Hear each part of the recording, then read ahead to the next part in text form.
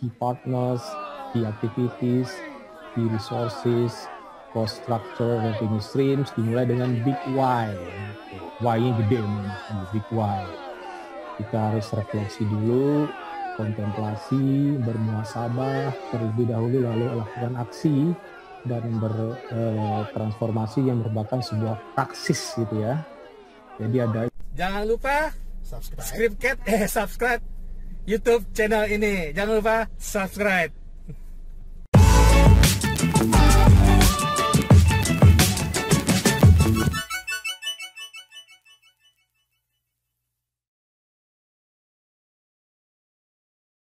Waalaikumsalam warahmatullahi wabarakatuh. Pagi Mas Panji. Pagi juga, kabarnya luar biasa.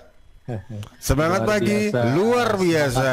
Biasanya gitu ya kalau kita ikut acara-acara seminar motivator begitu ya.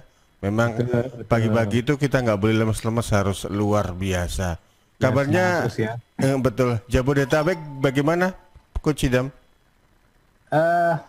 Ya mau hujan-hujan gitu ya. Kemarin sempat hujan juga. Terus cuman jarang-jarang sih. Tapi schedule katanya mau ada banjir gitu. Oh kan gitu. Masuk musim penghujan ya. Iya betul. Katanya juga ini masuk pancaroba, peralihan dari musim panas ke musim penghujan ya. Dan betul. Sebenarnya saya juga merindukan musim salju dan juga musim semi gitu ya. Berasa di Eropa gitu. Baik, monggo Pak Idam dengan materinya. Ya, pagi sahabat Radio Suara Sidoarjo di seluruh Nusantara ya. Jadi pagi ini adalah bagian kedua kanvas model bisnis untuk UMKM. Kita masuk bagian kedua, minggu kemarin bagian pertama, ada bagian yang belum selesai, Mas Panji, sahabat. Jadi kita ke bagian kedua, nah kenapa ada bracket di depannya, Small Business Life? Karena membahas perihal UMKM ya, usaha kecil. Nanti kalau ada bracket lagi, misalnya Entrepreneur Life, Startup Life, terus misalnya Community Life. Jadi kita potong dulu nih Mas Panji ya. Kan urutan dari kemarin kan konten marketing gitu ya. Karena ada hal yang sedikit urgent gitu, ada hal yang mendesak karena saya saat ini sedang mau mentoring gitu ya, mentoring di 2 komunitas untuk mentoring UMKM. Gitu. Jadi kanvas model bisnis atau dalam bahasa Inggrisnya Business Model Canvas, BMC disingkat, dapat memvisualisasikan, menilai, mengubah model bisnis untuk hasilkan kinerja bisnis yang optimal. BMC merupakan one page dokumen, satu dokumen dari business plan. Ini adalah versi singkat dari rencana bisnis. Jadi bukan hanya dapat diimplementasikan by startup digital gitu, korporasi besar seperti Microsoft, mungkin Facebook dan lain sebagainya. Jadi skala UMKM pun dapat ambil manfaat dari BMC. Jadi mohon diingat ya sahabat, ini adalah versi singkat dari rencana bisnis, satu kanvas gitu ya, satu lembar. Seperti kita melukis kan, melukis ada kanvas kosong, kita coret-coret gitu. Ide kita, ideation kita seperti apa, mau ke depannya mau seperti apa, jadi perlu kita ini dulu tuangkan dalam satu lembar dulu gitu. Nanti di ujung-ujungnya ada business plan yang mungkin berlembar-lembar. Jadi pada zaman now ini bukanlah pertarungan antar produk gitu ya, tetapi pertarungan model bisnis. Produk atau product market fit menjadi krusial sahabat. Niche market yang tepat dan momen yang bagus. Jadi your first impression is everything. Jadi kesempatan pertama itu juga sesuatu banget ya, penampilan Anda pertama kali sesuatu banget. Coret-coretan yang kira-kira yang pertama atau yang tepat gitu, yang bagus sesuai dengan produk market fit-nya itu impresi pertama Anda. Nah, kali ini masuk bagian kedua, bagaimana nanti value propositions, customer segments, channels, customer relationship, key partners, key activities, key resources, cost structure, revenue streams, dimulai dengan big why. Gitu. Why-nya gede nih, big why. Kita harus refleksi dulu, berkontemplasi, bermuhasabah terlebih dahulu, lalu lakukan aksi dan bertransformasi yang merupakan sebuah praksis gitu ya. Jadi ada implementasinya. Coba saya share dulu ya yang akan kita utarakan, Mas Panji. Mungkin Mas Panji baru dengar BMC. Mas Panji sudah pernah dengar, Mas Panji? Saya pernah dengarnya itu di MC, Digital Music Club. Juga atau Run DMC ya. Betul. Itu grup musik ya. Grup musik rap gitu ya. Rap yang pernah populer di tahun 90 2000-an ya. Betul. Saya ingatnya tahun itu. Coba saya share sahabat ya. Saya share nanti juga setelah jeda iklan ada lagi presentasi saya cukup panjang ya. Mungkin Mas Panji perlu tahu juga. Karena ini hal baru ya Mas Panji ya, sahabat. Canvas ini baru di create di tahun 2005. Itu di luar negeri sono ya. Dan baru diimplement setelah 1 tahun dan 2 tahun kemudian. Tampil ya Mas Panji ya. Saya selalu pantau di YouTube channel. Oke, sudah. Karena nanti bakal saya share di grup bisnis. gitu. Siap. 9 blok kanvas model bisnis. Oke, sudah tampil ya. Oke, kita jelaskan satu persatu ya, Mas Panji ya. Ini kanvas ini, Mas Panji, sahabat, banyak digunakan saat ini ya untuk UMKM gitu ya. Karena mereka mau juga seperti perusahaan besar, mereka mau seperti startup digital yang syarat dengan teknologi dalam tanda kutip. Ada juga sih startup yang teknologi nggak begitu nggak begitu high gitu ya. Oke, sudah tampil ya. Oke, sudah tampil. Jadi bagaimana membuat BMC yang baik, bisnis model kanvas atau kanvas model bisnis? Pertama, tentunya kita harus clarifying konsep gitu ya, memperjelas konsep. Bisa konsep kita pribadi atau konsep orang lain yang kita contek dalam tanda kutip, tentu nanti kita ATM ya Mas Panji ya. Setelah kita clarifying konsep dan kita criticizing gitu. Criticizing maksudnya dikoreksi, ditambah-tambahin sesuai dengan bisnis kita gitu, sesuai dengan proses bisnis yang bakal kita jalanin.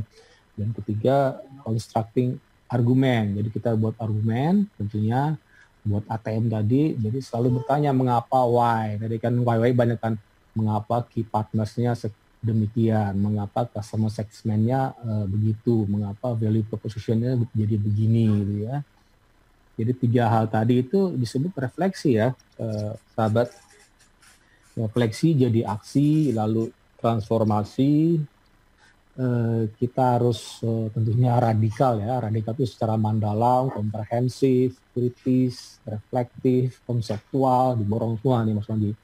Koheren dan konsisten, sistematis, pasti dan metodis ya. Karena ini tahap awal. Nanti di ujung-ujung kan business plan, rencana tahun ke depan bagaimana, 2 tahun ke depan bagaimana, BEP-nya bagaimana, break even point, kapan kita duitnya balik gitu ya, imbal hasilnya bagaimana. Terus ROI-nya, return on investment, dan bebas dan bertanggung jawab ya. Nah itu salah satu dari akal sehat lah. Kita berpikir dengan logos. Logos itu jadi curious, wondering ya, pengen tahu gitu ya, curiosity, dan nanti ujungnya jadi Sophia atau wisdom, bijaksana dengan good judgment dong ya, nilai yang baik. Dulu kan ada mitos gitu ya. Mitos itu akhirnya logos, kita berpikir secara logika gitu, menggunakan nalar ya. Terus kurios, rasa ada ingin tahunya, dan terakhir Sophia. Sophia itu adalah wisdom, bijaksana. Ya dulu nalar mitos, kita bantah gitu ya, jadi nalar logos gitu. Dulu mitosnya kan bumi flat gitu ya. Sekarang secara logos kita berpikir secara konseptual dan reflection, ternyata bumi bulat gitu. Jadi sahabat, anak kecil itu biasanya punya daya kritis ya, tetapi ketika beranjak dewasa seperti Mas Panji ya, rasa ingin tahunya semakin dibunuh kan, benar nggak Mas Panji? Entah karena peran media yang dipaksa untuk dipahami gitu ya, kita kegemukan informasi dan mungkin pola asuh orang tua pada saat kita umur 0 sampai 5 ya biasanya. Dari sana berperan banget, ada golden years-nya di sana gitu. Nah, sahabat, coba saya lihat lagi di YouTube channelnya, saya selalu. Oke, sahabat. Oke, jadi pertarungan saat ini adalah bukan pada pertarungan antar produk ya atau jasa, but pertarungan antar bisnis model. Jadi bagaimana kita, how do we modeling our business gitu ya, uh, traditional, both traditional business sama yang non traditional business. Jadi bagaimana misalnya begini contohnya, bagaimana model bisnis Red Doors, Mas Panji pernah dengar ya Red Doors ya? Kan banyak tuh Oyo juga ya, punya kualitas yang sama gitu ya di tiap mereka punya hotel ya, di tiap tempat penginapan, dan pemilik penginapan di pelosok bisa ambil manfaat nih. Iya, ada yang mengatakan hotel budget itu. Betul, hotel budget dengan bergabung dengan Red Doors. Saya kemarin jalan-jalan gitu loh, di jalan kecil aja ada hotel loh, bayangin. Dan mereka bisa berkelas loh Mas Panji, gara-gara mereka gabung Red Doors, ya, sepakat ya Mas Panji, Oyo ya, Iya, ada iya. lama Red Doors-nya, bisa pesan di Red Doors sendiri gitu ya. Saya nggak tahu, saya nggak pernah ke Oyo ya, mungkin ada aplikasi Oyo ya, melalui web base bisa, ada aplikasinya juga gitu ya. Saya Jadi lewat kelas, di jalan-jalan kampung di belakang studi Suara Sidoarjo itu kan ada perkampungan nih. aha, Gang-gang biasa, bukan gang perumahan gitu ya. mhm, Kaget juga saya ketika ada billboard gitu, tulisannya Red Red Doors gitu ya. Doors. Bisa sampai masuk ini ya, gang-gang gitu. Ya, jadi gini, sahabat, perumahan, mereka yang punya rumah kamarnya banyak gitu ya, di banyak kamarnya, mereka bisa ambil bagian atau ikut serta bergabung dengan bisnisnya Red Doors dong. Artinya gini, jadi nggak melulu bagi investor yang butuh banyak ya, bagi yang uang banyak, pengusaha kaya, kita pun bisa ambil manfaat. Nah ini salah satu dari modal bisnis sekarang gitu ya. Bahkan hotel-hotel yang berbintang kalah ya dengan Red Doors ya. Gini sahabat, jadi kelas penginapan mereka tersebut akan naik ya. Tadinya seperti penginapan biasa, misal seperti Losmen gitu ya, seperti Mas Panji bilang tadi ya. Mungkin di gang-gang kecil gitu ya, atau jalan-jalan kecil bukan jalan besar ya, atau Hotel Melati mungkin. Hotel Melati kan nggak bertingkat, jarang bertingkat ya Hotel Melati ya. Ada beberapa aja kan.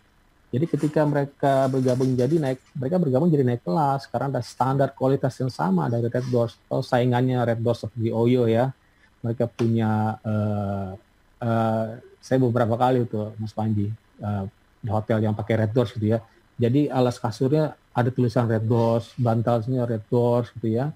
Terus apalagi sikat giginya segala macam gitu ya, ada lambang Red Doors. Jadi benar-benar kualitasnya itu dijaga di setiap nyaris sama ya, walaupun ada di jalan atau di jalan besar, di jalan kecil atau jalan besar. Tadi ya mereka jadi naik kelas dengan pricing yang bersaing dong ya dengan hotel berkelas ya Mas Panji ya. Jadi konsumen saat ini ya tidak butuh semua fasilitas hotel mewah karena harga akan menjadi mahal kan. Jadi tidak perlu fasilitas kolam renang misalnya kan, kita nggak perlu amat kan. Terus model bisnis ini Retos dan Oyo tadi ini yang akan menghantam hotel konvensional, artinya hotel-hotel yang berkelas gitu ya, yang ada kelasnya atau hotel-hotel besar lah, kira-kira begitu. Contoh lain seperti begini, taksi gitu ya, ada taksi pangkalan versus taksi pesanan gitu ya. Pesanan kan dulu Bluebird pakai telepon ya, Mas Panji ya. Telepon datang gitu ya. Sekarang nggak pesan melalui aplikasi Gojek karena Bluebird kan bergabung artinya kerjasama dengan Gojek ya, gitu ya. Jadi bagaimana nanti dipetakan di mana banyak pelanggan, nah disitulah taksi online mangkal kan. Di situ ada pelanggannya, mereka bakal mangkal. Nah di situ juga supply-nya dikerahkan. Nah, jadi kan mereka mengikuti arah konsumen dong ya. Jadi ini benar-benar bisnis modal sekarang, nggak harus kita nyamperin ke mana pangkalan taksi. Dulu begitu ya Mas Panji ya. Mas Panji jalan sebentar gitu keluar ya. Misalnya Mas Panji rumahnya agak dalam gitu ya, pangkalannya 200 meteran. Mas Panji jalan keluar kan, cari taksi kan. Itu pun kalau ada ya Mas Panji ya. Kalau nggak ada ya repot, kita harus nyetep taksi di pinggir jalan kan. Jadi taksi online tuh nggak perlu lagi Mentera Argo gitu ya, nggak seperti taksi-taksi dulu yang konvensional. Jadi tidak pakai plat kuning, pakai mobil pribadi ya. Terus tidak pakai kir juga, sehingga menjadi sangat murah pastinya. Dan ini adalah pertarungan bisnis model sahabat antara taksi pangkalan atau taksi panggilan dan taksi online melalui GoCar dan GrabCar ya, yang pakai smartphone pastinya. Jadi tinggal jadi pesanan melalui genggaman kita.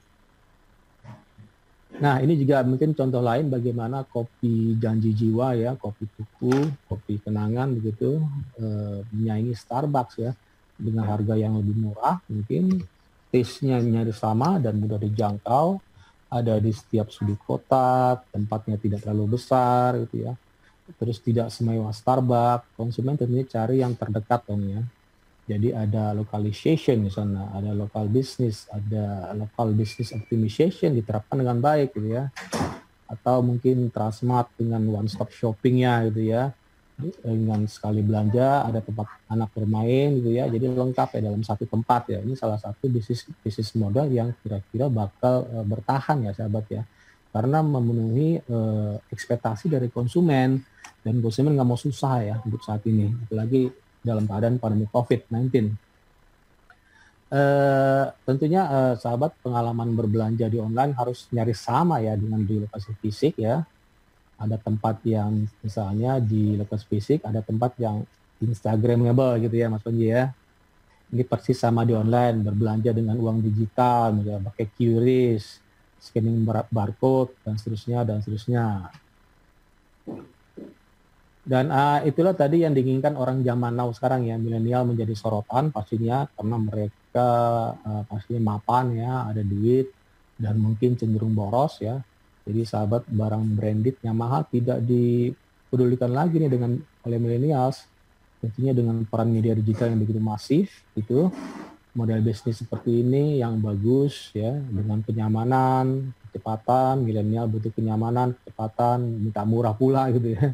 Bahkan berkualitas, using super app ya, seperti aplikasi Gojek kan super app tuh, apa aja ada ya di sana, itu namanya super app. Nah sahabat, perhatikan di sisi paling kanan ya, bagaimana kita cara membuat kanvas model bisnis. Pertama kita lihat dulu value propositions dong, ide kita seperti apa, nilai produk kita tuh seperti apa, value-nya ya. Setelah itu kita lihat pada sisi paling kanan, oke. Masih tampil ya Mas Onji ya? Masih kelihatan. Masih ya. Oke, cuman gambarnya agak ini ya, kurang jelas kali ya. Coba saya gantikan yang lebih flat gitu ya. Betul, jauh flat, kelihatannya. Jauh ya. Saya ngeliat di YouTube agak sedikit susah juga nih. Nanti biar sahabat bisa terlihat jelas ya. Nanti saya tampilkan ya setelah jeda iklan presentation-nya. Oke, nah ini lebih enak dilihat ya. Lebih flat ya. Yeah. Tadi kan bentuknya agak 3D gitu ya. Nah sekarang kita coba 2D lah, 2 dimensi. Coba saya refresh dulu di YouTube. Saya biasa lihat di YouTube ya, Mas Panji sahabat. Oke, belum tampil ya. Oke, sudah mungkin ya. Oke, sahabat. Jadi lihat di sisi paling kanan, customer segments ya. Ada customer segments. Dan 9 blok lainnya pastinya ada value propositions di tengahnya, ada channels di bagian kanan juga. Kita melihat dari tengah dulu ya sahabat ya, terus ke kanan, terus ke kiri, dan ke bawah nanti. Terus ada customer relationships bagian kanan juga, ada key partners di bagian kiri, terus ada key activities di bagian kiri, ada key resources, ada cost structure gitu ya, ada revenue streams, terus dan ini adalah bentuk sharing ekonomi ya, dan semua saling berhubung sahabat, tidak berdiri sendiri ya. Jadi pertama pelajari konsumen kita lihat customer segment ya, segmen pelanggan atau segmen pasar. Adakah segmen yang belum menikmati produk kita? Jadi kita cari nih, misalnya apa? Ada produk kopi sebelah kanan kan, di samping kanan saya, kira-kira segmen pasarnya siapa nih? Misalnya kopi rasa jahe ya, segmen pasarnya mungkin atau rasa coklat nih, mungkin ada rasa coklat, konsumennya ya mungkin Gen Z termasuk gitu ya. Gen Y juga. Nah, sahabat, tentu kita acukan referensi ke marketing ya. Marketing dulu ada marketing 1.0, jadi ciptakan produk yang bagus, kita persuade orang, bujuk orang beli gitu ya, mau beli nggak gitu ya. Dulu ya marketing 1.0, terus ada marketing 2.0, dicari customer-nya, cari need and want-nya, baru kita create produknya. Nah, sekarang masuk ke marketing 3.0, jadi produk harus bagus banget ya sahabat, produk bagus banget, pelayanan harus bagus gitu ya, dengan speed dari customer service juga harus cepat gitu ya, Jadi customer diketahui tapi based on human spirit ya, sahabat ya. Ini bukti dari rahmatan lil alamin ya, rahmat bagi semesta. Jadi marketing 3.0 ini terinspirasi dari Nabi Muhammad SAW ya. Beliau dijuluki alamin, dapat dipercaya, berbisnis itu harus jujur ya. Biasanya kalau berbisnis kan jangan jujur gitu ya Mas Panji ya. Kalau jujur jangan berbisnis gitu ya. Kira-kira gitu ya pendapat orang lain ya. Jadi ini paradoks ya yang diintegrasikan oleh Nabi Muhammad ya Sallallahu Alaihi Wasallam, mengajarkan honesty, kejujuran, human spirit. Jadi jangan sampai kita jualan murah tapi bodong. Mas Panji pesan di Tokopedia murah-murah nih kata Mas Panji ya. Tiba-tiba isinya dulu pernah kejadian ya, beli HP isi batu bata gitu. Nah, itu nggak boleh ya. Ini bermasalah nanti. Terus marketing 4.0 tadi kalau nggak ada kejujuran berbahaya sahabat ya. Teknologi digunakan untuk fake news ya, misalnya hoax, post-truth, dengan firehouse of falsehood ya, dengan cherry picking, kita pilih-pilih sesuai dengan kehendak kita. Itu kan salah satu post-truth ya. Seperti misalnya politik yang menghalalkan segala cara ya, pokoknya harus menang gitu ya, kira-kira begitu. Jadi kalau sudah digital, sahabat harus hati-hati, pakailah human spirit ya. Dari sisi human harus ada ya, pahami digital literacy. Jadi marketing, terus ada marketing 4.0 ini adalah beyond dari marketing tadi ya, marketing 3.0. Nah itu dari sisi customer sahabat ya. Oke, gini ya, ini juga salah satu bisnis model ya sahabat. Orang sekarang cenderung orang pengen tas mahal ya, tapi nggak mampu. Gitu. Orang mau nonton tapi pengen di rumah ya. Sekarang cenderung gitu Mas Panji ya. Orang pengen terbang tapi nggak mau di bisnis kelas, semuanya economic class ya, tapi harganya harus terjangkau. Orang pengen berobat tapi obatnya mahal misalnya. Padahal semua tadi hanya digunakan untuk beberapa menit aja kan. Kita nggak perlu amat kan Mas Panji ya. Tas mahal, terus nonton harus di bioskop dan segala macam ya. Dan digunakan hanya sekali-kali aja nih. Akhirnya semua dikumpulin nih. Customer dipertemukan dengan produsen gitu ya, dalam satu ekosistem, dalam satu aplikasi dong, seperti aplikasi Gojek tadi. Jadi dalam satu aplikasi mempertemukan customer yang butuh produk, dipertemukan di satu aplikasi. Nah, ini salah satu bisnis model yang sekarang diminati ya, dan diminati konsumen maksudnya. Yang pastinya yang kelimpungan yang produsen besar ya Mas Panji ya. Tas-tas mahal nggak laku gitu ya, terus bioskop nggak laku ya, terus apa lagi, pesawat yang kelas bisnis nggak laku, nggak perlu amat kan, terus apalagi dan seterusnya. Nah sekarang kita fokus di customer segment yang bergeser ya. Tadi awal dari value propositions, yang tengah ada customer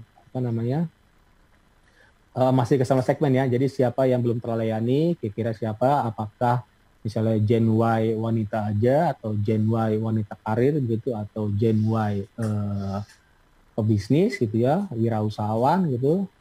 Jadi kita nggak bisa menyasar ke semua kalangan ya sahabat ya, harus di segmen gitu. Nggak bisa semua. Jadi harus segmented gitu ya. Ya betul. Biasanya dulu itu kan all segment, tapi sekarang itu memang kita betul-betul bisa cari celah. Kira-kira mana ya yang menjadi target market kita gitu ya. Baik. Betul. Pak Idam, kita jeda dulu Pak Idam, nanti kita akan sambung kembali tema kita untuk kesempatan pagi hari ini. Dan sahabat pendengar dan pemirsa, untuk Anda yang bertanya silakan di 0811 301 009. Kita masih bersama dengan Coach Muhammad Idam Azhari dengan tema kita untuk program Digital Business Series, yaitu Kanvas Model Bisnis untuk UMKM bagian yang kedua. Kami akan kembali sesudah kita ikuti beberapa pesan berikut ini. Bagian yang kedua bersama Pak Muhammad Idam Azhari, praktisi dan coach digital marketing dan digital startup. Baik Coach Idam, Pak Idam. Ya, Mas Panji. Yes, ini kelihatannya sebelum Anda sampaikan untuk kelanjutannya, saya mampir ke redaksi dulu ya. Kelihatannya ada pertanyaan ini. Oke, siap. Ya, ada pertanyaan, enggak. Banya atau Ramanda? Oke, sebentar. Ini mereka lagi mengecek pertanyaan yang sudah masuk nih. Ramanda, ya silakan. Ya, ini ada pertanyaan dari Kansa Porong. Apakah kanvas model bisnis ini diharuskan ada di sebuah usaha UMKM? Selanjutnya ada Instagram @bagas. adakah faktor ekonomi yang harus dicantumkan pada metode Canvas bagi UMKM? Yang ketiga ada dari Twitter @aldo, bagaimana solusi ketika terjadi kinerja buruk pada penggunaan metode Canvas ya Pak? Oke, 3 pertanyaan yang sudah masuk. Sudah paham tadi, sudah dijelas tadi ya Pak Idam ya? Nomor 3 tadi bagaimana? Dari Aldo, bagaimana solusi? Hal yang buruk. Ada hal buruk ya? Sebentar, ini bagaimana solusi ketika terjadi kinerja buruk pada penggunaan metode Canvas begitu. Baik, monggo Pak Idam. Ya, ada 3 pertanyaan sahabat. Pertama, apakah BMC ini diharuskan untuk UMKM gitu ya?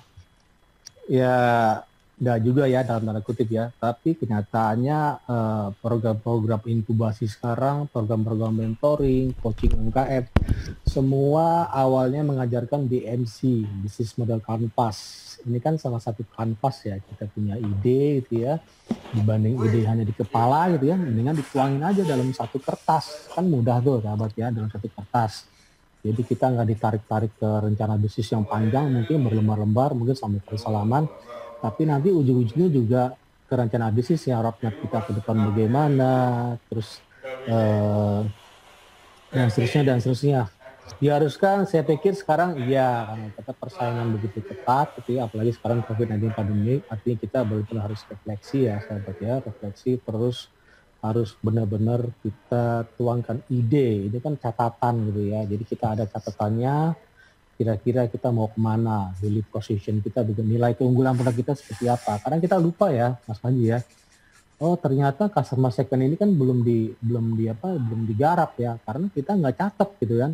Nah, ketika kita nyatet kan enak, gitu. Kita bisa ngeliat lagi ya, nge-refer ke catatannya kita, dan bisa ditempel di tembok ya, tembok di rumah gitu, tembok di tempat usaha sahabat ya, satu tadi ya. Diharuskan dalam tanda kutip ya, iya saya kira harus ya. 2, apakah ada, saya kurang paham nih, faktor ekonomi maksudnya apa ya? Faktor ekonomi, tadi Mas Panji, nomor 2 faktor ekonomi maksudnya, oke, mungkin saya nomor 3 dulu kali ya. Seandainya kinerja buruk gitu ya, kalau kinerja buruk kita rubah bisnis modelnya, kan versinya tuh, coba lihat di pojok kanan atas ya, ada versinya, kalau seandainya berubah, kalau minor mungkin 1.0, kalau major 2.0. Pastinya ada hal-hal yang di luar dugaan kita ya sahabat ya, kita bisa revisi, oh ternyata ketika mau nyasar ke segmen pelanggan A, ternyata nggak berhasil, kita rubah dong ya, rubah dari sisi customer segment, misalnya dari sisi channels ya, medianya mungkin hanya pakai Instagram, ternyata ada hal-hal yang nggak sesuai dengan plan, kita rubah, jangan Instagram, berarti nggak cocok, mungkin Facebook gitu ya. Nomor 2 mungkin saya tangkap apakah ada faktor ekonomi, saya pikir ini ya, mungkin jawabannya faktor ekonomi mungkin sisi mikro kali ya, atau ultra mikro ya, saya pikir semua bisa pakai BMC ini, karena ini hanya coret-coretan, pastinya sahabat agak sedikit bingung ya bagi yang baru pakai, karena istilah-istilahnya cukup hal yang baru ya dalam tanda kutip. Tapi dengan kita belajar tentunya dengan literasi yang baik ya pasti bisa dong ya. Tadi itu kan ada 9 blok sahabat ya, ada 9 blok. Tadi saya sampai customer segments ya, baru sampai sana, kan tengahnya value proposition ya, perhatikan gambar di layar, masih tampil nggak Mas Mondi? Masih ya? Oke, sip ya. Ya, kelihatan. Oke, kelihatan. Oke, tengahnya value proposition, kita lihat ke kanan dulu ya. Kanan dari sisi saya, kalau dari sisi yang punya kertasnya sisi kiri dong, ada kiri ya. Kanannya kan ada key resources, di bawahnya ada cost structure sama revenue streams. Kita lihat di samping kiri gitu ya. Kita lihat customer segmentnya, jadi value proposition kita bagaimana gitu. Value proposition itu adalah nilai yang ditawarkan ke konsumen ya. Nilai lebih ya, value atau added value, apakah kenyamanan yang kita tawarkan, apakah akses langsung ya, atau ada diskon, harga lebih murah. Nah kira-kira mungkin contohnya kopi ini apa maksudnya, mungkin lebih murah gitu ya, varian banyak, itu salah satu namanya value proposition. artinya kita punya diferensiasi dibanding pesaing kita, pelanggan kita. Jadi kita harus punya sahabat ya diferensiasinya, punya value sendiri dibanding pesaing gitu ya. Kita harus berbeda. Nah, antara tadi customer segment atau segmen pasar dan value proposition, nah kita harus pikirkan channelsnya apa nih, medianya apa, salurannya apa, media online kah atau media offline gitu ya. Kamu udah dapat nih customernya, segmentasinya ada, udah tersegmented gitu. Jadi kita nggak sasar semua, value proposition udah ada. Sekarang pikirin channelsnya, kita pakai media apa untuk berkomunikasi dengan pelanggan, untuk berpromosi pelanggan gitu ya, dengan prospek, dengan calon pelanggan, atau customer yang udah existing gitu ya. Jadi kita pakai online kah, kita pakai uang digital mungkin, atau ada membership di sana. Itu salah satu kita media kita ya, media untuk menyampaikan pesan kita, value kita ke pelanggan, tentunya dengan berpromosi. Kalau digital tuh bisa organik atau yang paid ads berbayar. Atau mungkin kalau offline kita dari mulut ke mulut, atau kita punya toko gitu ya, dan buka dari Senin sampai Jumat misalnya. Itu salah satu adalah channels, medianya seperti apa yang akan produk yang akan kita jual, yang akan kita tawarkan ke pelanggan. Dan mungkin selama ini mungkin kita pakai perantara, sahabatnya, pakai agent, pakai broker, ada hubnya, ada gateway. Kali ini langsung, karena kita ada channel sendiri atau media saluran sendiri. Saya pikir mudah ya sahabatnya, karena banyak sekali media-media digital yang sudah gratisan, banyak banget ya. Dan untuk offline kita bisa misalnya ikut pameran gitu ya, dan itu mungkin ada yang gratis. Kalau sahabat bisa bergabung di komunitas, mungkin bisa gratis. Kalau sendirian agak sulit ya dari sisi informasinya. Terus setelah itu timbal baliknya adalah apa? Tadi udah ada value proposition, ada customer segments, ada channelsnya. Jadi timbal baliknya apa nih untuk ke customer? Namanya customer relationships, hubungan dengan pelanggan. Nah, bagaimana caranya agar mereka tetap setia dengan kita, gitu ya, tetap mesra atau love, happy, tidak timbul kecemasan, gitu ya. Kita harus ada hubungan dengan mereka, silaturahim yang baik. Jadi mereka nanti mungkin bisa balik lagi, dan kita harus jaga kualitas sahabat ya ketika mereka sudah jadi pelanggan, dan jangan ditinggal karena customer existing itu penting banget ya, kita harus jaga hubungan mereka gitu ya, dengan cara mungkin kasih diskon segala macam, diskon yang berkala, mungkin jadi membership, kalau beli sekian bisa dapat diskon. Itu salah satu hubungan pelanggan sahabat ya, customer relationship. Nah udah selesai nih. Bagian tengahnya udah value proposition, terus ada customer segment ya, segmen pelanggan, terus tadi ada channelsnya, medianya apa, salurannya, dan setelah itu bagaimana hubungan kita ke pelanggan, customer relationships ya. Oke, udah selesai semua. Jadi untuk itu kita sudah selesai. Kita bagian kanan atau kiri ya, kiri dari sisi sahabat ya, dari sisi saya kanan, saya ngeliat di YouTube channel. Nah setelah itu apa? Kita perlu partner dong, bisnis partner, rekan bisnis, teman-teman bisnis yang akan bantu bisnis kita. Kan nggak mungkin kita sendirian ya Mas Panji ya, kita pasti perlu rekan dong ya. Ini adalah namanya key partners gitu ya, mitra utama. Kita bisa lihat mereka di community, organisasi, institusi, environment setempat, lingkungan RT, RW terdekat, kelurahan, kecamatan misalnya. Jadi ada siapa saja di dalamnya. Tentunya kita berpartner dengan yang baik, yang mumpuni pastinya. Siapa aja yang punya barang misalnya, tempat atau resources yang lainnya, tentunya kita nggak punya semua dong, maka kita perlu ada namanya business partner ya, rekan. Dan setelah itu apa? Setelah key partners atau mitra utama bergeser, kita lihat key resources, sumber prasarana utama. Itu namanya key resources ya, sumber prasarana utama. Terus kemudian kita lihat aktivitas kunci ya, apa saja perusahaan, misalnya contohnya taksi online ya. Mungkin taksi online menolak disebut sebagai perusahaan taksi, mereka maunya disebut sebagai perusahaan aplikasi ya, karena melalui aplikasi ya. Jadi kita harus pahami sahabat, key resources-nya seperti apa, terus key activity-nya ya, aktivitas utama, sumber daya utama. Jadi bagaimana bisnis proses kita itu bisa dilihat ya, dilihat oleh calon customer, mungkin dilihat oleh investor, rekan bisnis, atau mungkin calon customer yang potensial. Jadi kita harus tahu proses bisnisnya dari produksi, misalnya dari produksi, terus mungkin dari pembelian ya, dari purchasing ya, dari purchasing ke produksi terus pengolahan gitu, terus atur marketingnya, terus itu KPP mungkin, dan setelah pemasaran itu masuk dalam key activity ya, dan tentunya ada key resources-nya apa gitu ya, tempat ya, resource-nya apa, tempat, karyawan, dan seterusnya. Nah, terakhir nih di bagian paling bawah ada tentu saja kita lihat cost structure ya, struktur biaya. Karena di zaman sekarang ini kita harus mengistilahnya apa ya, menghacking cost ya.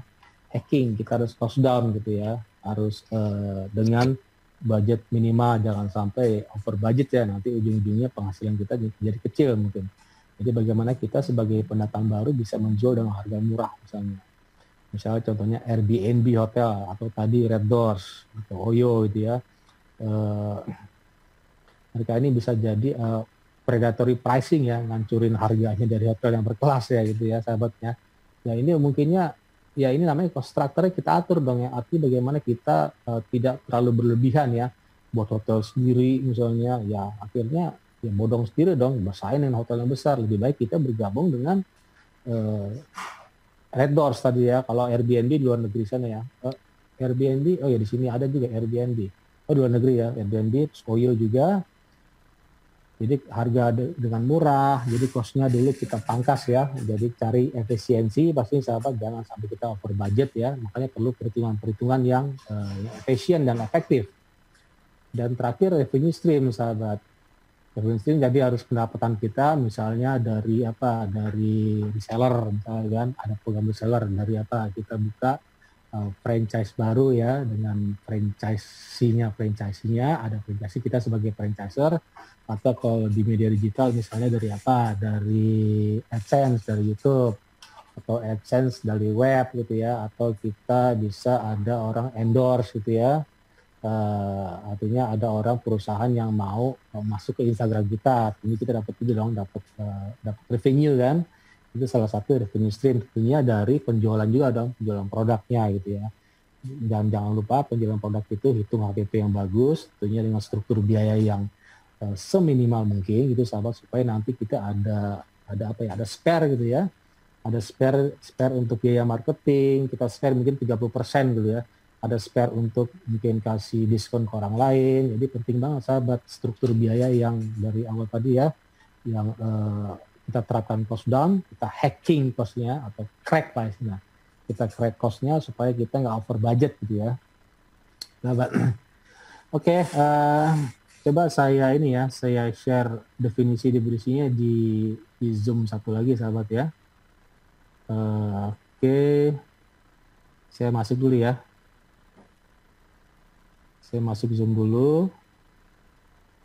Atau mungkin saya share yang file satu lagi biar sahabat tahu definisi yang jelas gitu ya. Tadi dari 9 blok tadi, biar sahabat bisa rerun YouTube channel ini. Oke. Tampil ya Mas Ogi ya? Ya kelihatan 4 segmen kanvas ya, model bisnis. Itu tadi yang saya jelaskan ya, sahabat ya. Ada dibagi 4 segmen gitu ya, dibagi 4 segmen lalu dipecah lagi jadi 9 blok ya. Coba saya masuk presentasi saya. Oke. Tadi yang nomor 2 saya nggak paham tuh pertanyaannya Mas Panji. Ini yang faktor ekonomi. Nah ya, faktor ekonomi, persepsi saya begini. Faktor ekonomi itu mungkin budgetnya gitu ya, atau mungkin cost-nya gitu ya. Oh ini kan ini ya, ini nggak ada budget ya, ini kertas biasa ya, kanvas gitu. Adakah faktor ekonomi yang harus dicantumkan pada metode kanvas bagi UMKM? Mungkin begitu ya. Kan enggak perlu. Jadi gini, mungkin skala ya, skala dari UMKM, mereka ada skalanya kan, yang mungkin mereka punya modal ya. Kalau ultra mikro kan modalnya kurang dari berapa? Saya lupa ya, ada 1 miliar ke bawah gitu ya.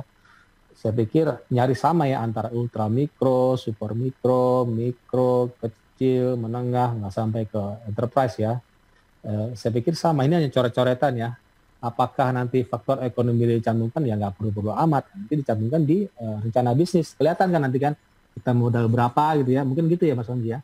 Mungkin Benar begitu ya, kan? bisnis Iya, plan-nya itu. Ini kan mungkin kayak ibaratnya kita itu seniman itu kan sebelum melukis, tapi kan kita membuat sketnya dulu gitu ya. betul. Makanya namanya kanvas ya sahabat ya. Namanya kanvas, template gitu, coret-coretan, kita punya ide ya tuangkan dong. Kan nanti bikin lupa kan. Kira-kira Mas Panji misalnya buat kopi. Ini siapa pelanggan? Saya lupa kemarin. Nah, itu gimana cara ngeliatnya kan? Ini juga bisa sebagai timeline kita ya. Artinya kita punya proyeksi ke depan. Saya kemarin nyaris lupa tuh Mas Panji. Oh ternyata ada yang hal yang belum saya kerjakan gitu. Saya nggak catat, lupa. Nah, makanya penting sahabat ya. Eh, entah faktor ekonomi yang agak kecil, mohon maaf, atau besar ya, saya pikir semua sama ya. Ini hanya ide ya, ide nanti bisa jadi suatu aksi dan bertransformasi ya dengan ini namanya praksis gitu ya. Ada actionnya, ada implementasinya. Saya pikir semua orang bisa lakukan ya, sahabat ya. Ini mudah banget. Jadi bagaimana kita bisa istilahnya referensi kita lah kira-kira gitu. Referensi kita ke depan bagaimana gitu ya. Jadi kita jangan sampai hanya di kepala kita, apalagi gini ya, kita penting misal punya karyawan mesti tahu dong bagaimana kita punya rencana. Pak Emin ya, sepakat ya Mas Panji ya? Bagaimana Betul. kita punya rencana, jangan sampai karyawan nggak tahu, akhirnya mereka bingung, ini gimana sih Mas Panji ini punya bos kayak gini, misalnya Jadi gitu kan. perusahaan itu kan harus ada visi misi, jadi pihak karyawan juga Ya, tahu nah gitu itu ya. dia kata kunci visi misi. Kan banyak ya. Misalnya perusahaan keluarga, banyak loh Mas Wandi. Perusahaan keluarga, visi misinya ada di kepala si pemiliknya, dan karyawan pokoknya kerja aja deh, terserah lo. Mungkin kan lo gua aja kan, lo kerja aja gitu kan, lo nggak perlu tahu visi misi. Nah itu repot kan. Sekarang orang cenderung apa ya, milenial ini nggak mau, kalau nggak ada visi misi mereka kabur loh gitu. Jadi perlu tahu ya sahabat ya. Makanya kita perlu tuangkan dalam satu kanvas biar visi misi kita dan timeline kita ke depan, kita punya roadmap itu diketahui oleh terutama karyawan kita ya. Mereka tahu cara bagaimana channelsnya kita seperti apa, kita punya revenue stream ternyata begini, terus cost structure bagaimana. Jadi karyawan kerjanya enak gitu ya. Atau tim-tim bisnis partner tadi ya, key partners ini siapa gitu ya, mereka perlu tahu juga dong. Nanti biar bisnisnya jadi bagus. Jadi ada keterhubungan antara blok-blok tadi ya. Ya, baik. Pak Idam, Ya. sepertinya waktu juga sudah hampir mendekat ke jam 8. Ada beberapa commercial break nih yang belum saya putar. Mungkin kita Oke. bisa lanjut untuk minggu depan kayaknya ya. Oke, siap, monggo ya. Ya, baik. Sahabat pendengar dan pemirsa, demikian tadi Anda sudah ikuti program Digital Business Series untuk edisi hari ini. Hari Sabtu tanggal 30 Oktober 2021 bersama dengan Coach Muhammad Idham Azhari, praktisi dan Coach Digital Marketing dan Digital Startup dengan tema Kanvas Model Bisnis untuk UMKM bagian yang kedua, di mana program Digital Business Series ini banyak tema yang diangkat dan ini merupakan edisi yang ke-131 ya, untuk membantu kita para pelaku bisnis maupun UMKM di tengah persaingan bisnis ini. Mudah-mudahan dengan berbagai strategi dan cara kita bisa survive atau syukur nanti kita bisa ini ya, sukses. Itu yang penting. Baik, saya Panji akhiri tugas. Terima kasih Pak Idham untuk kesempatannya. Ya, terima kasih. Sukses. Salam juga untuk keluarga di sana. Assalamualaikum. Waalaikumsalam warahmatullahi wabarakatuh.